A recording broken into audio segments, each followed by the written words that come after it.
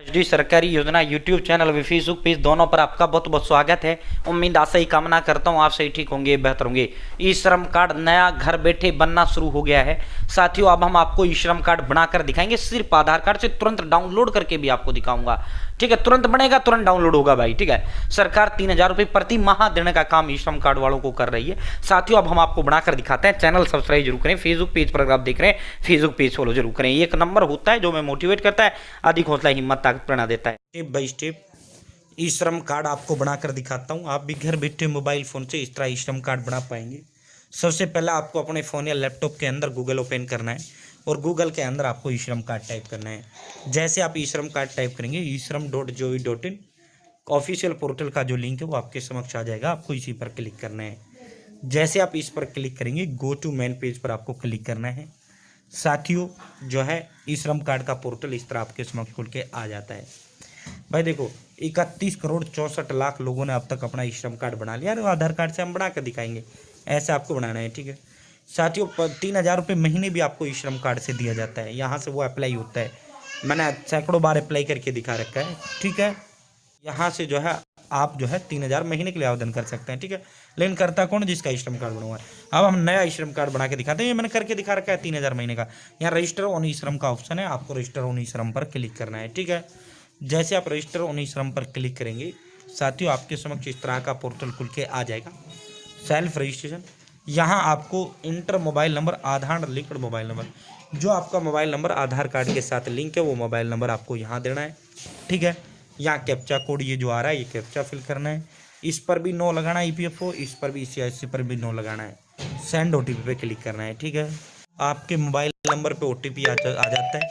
अब आपको OTP type करना है, सबमिट पर क्लिक करना है। ठीक है, मैंने OTP टाइप कर दिया। अब दोबारा कैप्चा फिल कर दिया। अब सबमिट पर क्लिक करूँगा। आप सबमिट पर क्लिक करेंगे। अब आपको यहाँ अपना आधार नंबर टाइप करना है, कैप्चा कोड फिल करना है, आई एग्री पर क्लिक करना है और सबमिट पर क्लिक करना है। शुरुआत में क्या टाइप किया था, मोबाइल नंबर जो आधार के साथ लिंक है। अब वो आधार नंबर आपको यहाँ देना है जिसका आपको बनाना है। ठीक है, और साथियों यहाँ कैप्चा कोड फिल करते हुए आई एग्री पर क्लिक करते हुए सबमिट पर क्लिक करना है। ठीक है, तो जैसे आप सबमिट पर क्लिक करेंगे देखो यहाँ ये आपका 6 स्टेप में आपका ये फिल होगा। पहले में आपको भरना है, अपनी पर्सनल डिटेल देना है। दूसरे में आपको अपनी पर्सनल इन्फॉर्मेशन देना है। तीसरे में आपको अपना एड्रेस देना है। चौथे में आपको अपनी पढ़ाई लिखाई बतानी है।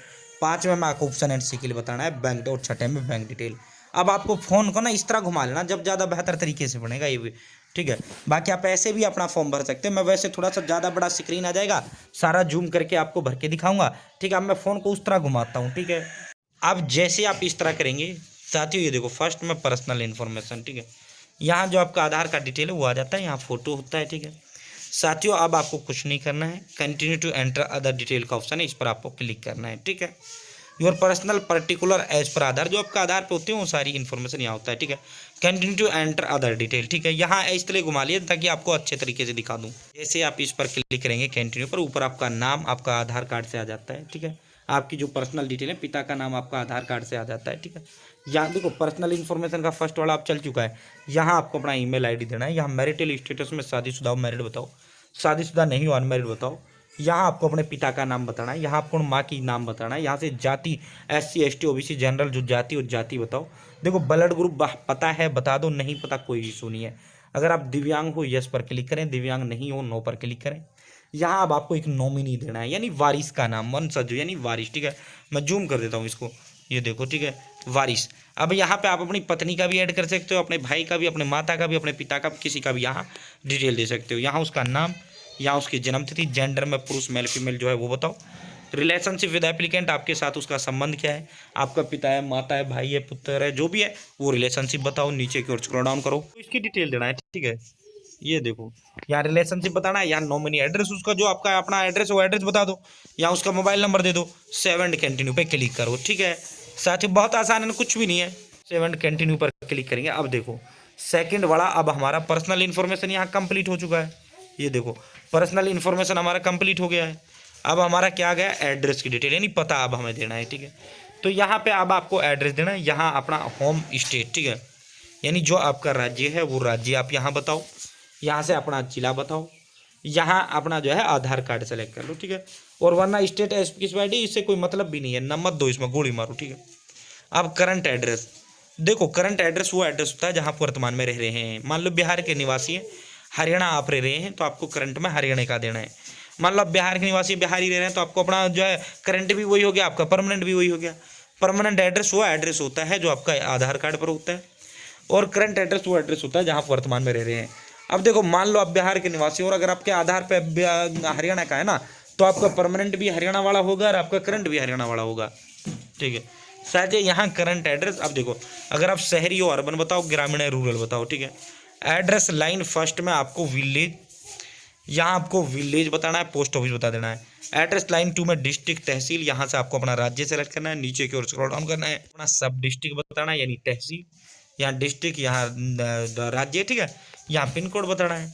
ठीक है, सेम ऐसे ही परमानेंट एड्रेस आपको देना है, और नीचे सेव एंड कंटिन्यू का ऑप्शन है, सेव एंड कंटिन्यू पे क्लिक करूंगा। ठीक है, कंटिन्यू पे क्लिक करेंगे। अब तीसरा एजुकेशन सर्टिफिकेट का हमारा आ चुका है। ठीक है, ये देखो हमारा पर्सनल हो गया, एड्रेस हो गया। अब तीसरा एजुकेशन यानी पढ़ाई लिखाई। ठीक है, देखो अगर आप जो है पढ़ाई लिखे नहीं हो, अनपढ़ हो, तो फिर यहाँ पे जो है नो एजुकेशन बताओ।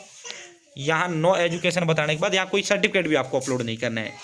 अब मान लो आप यहाँ बता दो भाई मैं 10वीं पास हूँ, तो फिर आपको 10वीं का मार्कशीट का फोटो पहले ही फ़ोन में खींच के रखना है। ठीक है, दूसरा यहाँ पे जो है तो मंथली इनकम स्लैब, और जो है आपको अपना मंथली इनकम बता रहा हूँ 5,000 रुपये महीने, यानी 12 महीने में 60,000 रुपये। तो आपको जो है साथियों 1 लाख से कम वाला अपना आय प्रमाण पत्र यहाँ आपको अपलोड करना है, पहले ही फ़ोन में फ़ोटो खींच के रखना है। देखो ये भाई जो है आधार कार्ड, बैंक खाता, और भाई आपका पढ़ाई लिखाई, अगर आप पढ़े लिखे हो उसका मार्कशीट का फोटोकॉपी, अनपढ़ो तो इसकी जरूरत नहीं है, और एक आपका आय प्रमाण पत्र। ये 4 कागज इसमें जरूरत होता है ई श्रम कार्ड बनाने में। ठीक है, साथियों अब मैं अपना पढ़ाई लिखाई का भी अपलोड करूंगा और इनकम का भी अपलोड करूंगा, और नीचे सेव एंड कंटिन्यू का ऑप्शन है, सेव एंड कंटिन्यू पर क्लिक करूंगा। आप सेव एंड कंटिन्यू पे क्लिक करेंगे। अब ऑक्यूपेशन एंड स्किल, अब आपका ऑक्यूपेशन एंड स्किल का ऑप्शन 5वां आ जाता है। साथियों यानी काम धंधा क्या करते हो। ठीक है, यहाँ पे लेबर बता दो, कुछ मत बताओ, सारी चीज़ लेबर बताओ। ठीक है, यहाँ लेबर। ठीक है, यहाँ सर्टिफिकेट इसमें अपलोड करने की कोई जरूरत नहीं है। ठीक है, यहाँ पे जो है how did you acquire skill हमारे पास है नहीं, तो खाली छोड़ेंगे। Interested in skill operate no पर क्लिक करेंगे, और सीधा सेव एंड कंटिन्यू का ऑप्शन है, सेव एंड कंटिन्यू पे क्लिक करेंगे। ठीक है, प्राइमरी ऑक्यूपेशन कहते हैं काम धंधे से, यहाँ भी लेबर बता दो, सेकेंडरी में भी लेबर मजदूर बता दो। ठीक, मजदूरी का कोई है तो बता अपलोड कर दो, ना तो कोई इसकी कोई जरूरत नहीं होती, मजदूरी का कोई कागज नहीं होता। अंतिम जो स्टेप है वो बैंक खाते का रह जाता है, कोई हड़बैल नहीं चलाना होता है ई श्रम कार्ड बनाने के लिए। लास्ट जो स्टेप है अब आपका बैंक खाते का रह जाता है। यहाँ अब आपको बैंक सीडिंग विद आधार, हाँ हमारा बैंक खाता आधार के साथ लिंक है, यस पर क्लिक करना है। ठीक है, यहाँ यस, यहाँ आपको अपना बैंक खाता बताना है, बैंक अकाउंट नंबर, यहाँ आपको कन्फर्म बैंक अकाउंट नंबर, यहाँ आपको कन्फर्म करना है, यहाँ आपको बैंक खाता वही बैंक खाता नंबर यहाँ देना है, यहाँ अकाउंट होल्डर नेम, जो खाता आप दोगे ना ई श्रम कार्ड जो कुछ मिलेगा इसी खाते में मिलेगा। यहाँ आपको अपना नाम बताना है, यहाँ आपको अपना IFSC कोड बताना है, बैंक का खाता कॉपी पे लिखा होता है IFSC कोड।